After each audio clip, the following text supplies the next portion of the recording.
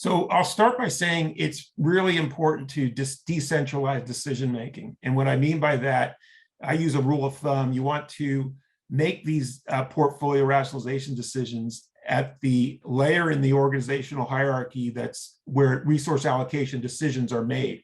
And in most companies, that's at the BU level. For most, I should say most large companies. You're allocating resources at the business unit level, and maybe in some small to medium-sized companies, it might be at the corporate level. So that governance layer is typically at the business unit level. And you want to make sure that the people making the decisions are the ones closest to the markets, and they're the first ones to understand.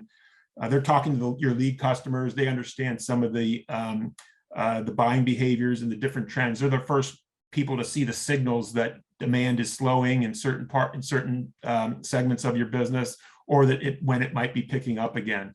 So that's the layer that we're mostly talking about, that making these resource allocation decisions.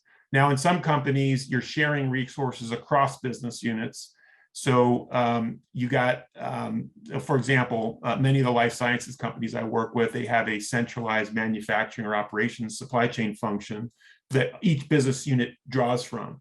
So those resources that cut across business units means we have to have a kind of a hierarchy of portfolios. So at the corporate level, each business unit has their priorities, but you need to roll that up and look at priorities across the whole business for those shared functions. So that's something that's important to do from understanding the supply-demand equation and where the constraints are.